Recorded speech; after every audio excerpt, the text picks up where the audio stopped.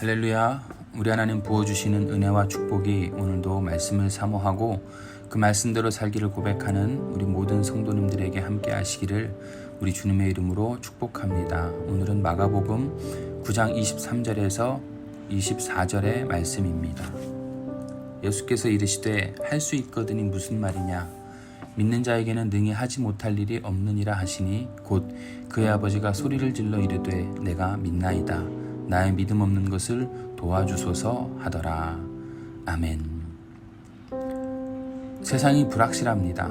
특별히 요즘은 코로나 바이러스 때문에 어느 것 하나 장담할 수 있는 일이 없는 것 같습니다.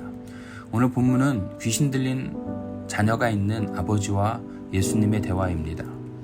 어느 아버지나 자녀에게 병이 있다면 그것을 치료하기 위해 최선을 다할 겁니다. 이 아버지도 마찬가지입니다.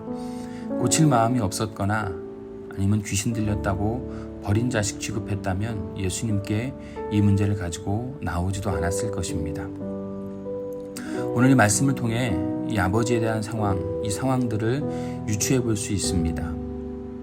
22절 말씀에 보면 아버지가 예수님께 말합니다. 무엇을 하실 수 있거든. 이건 경험에서 나온 말입니다. 병원에 가봤더니 안 되는 겁니다. 고칠 수 있다는 많은 사람들을 만나봤는데 안 됩니다.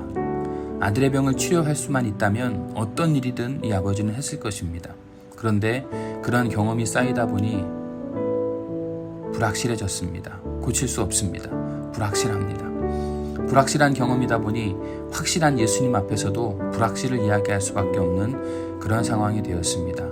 예수님께 문제를 가지고 나오려면 무엇을 하실 수 있거든 이라는 표현이 아니라 주님이라면 하실 줄로 믿습니다 라는 그런 고백이 있어야 하는데 그동안 이 아버지의 경험이 불확실을 만들어 버렸습니다.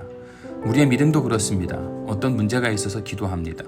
그런데 그 기도가 응답이 되지 않습니다. 그런데 주님은 쉬지 말고 기도하라 하십니다.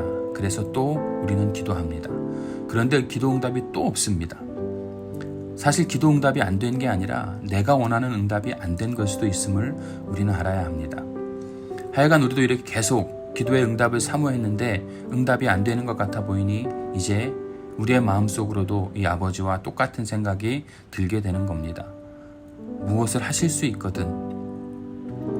확실한 믿음이 있어야 하는데 불확실해졌습니다. 우리의 경험이 혹은 우리의 생각이, 우리의 습관이 우리를 불확실하게 만듭니다. 주님께서 바로 말씀하십니다. 할 수 있거든이 무슨 말이냐? 믿는 자에게는 능치 못할 일이 없느니라. 우리의 믿음이 이런 믿음이었으면 좋겠습니다. 그리고 아버지의 대답을 듣습니다. 내가 믿나이다. 그냥 막무가내로 아멘 하는 것이 아닙니다. 이 아버지는 예수님을 만나고 불확실함 속에서 진리를 발견하고 이제 확실한 믿음을 발견하게 되는 겁니다. 그리고 이제 자신을 주님 앞에 고백하고 있는 것입니다. 그래서 주님 앞에 믿고 싶습니다 라고 고백하는 겁니다. 그런 후에 이 아버지는 나의 믿음 없는 것을 도와주소서 라고 고백합니다. 전 이 말씀이 너무나 귀합니다.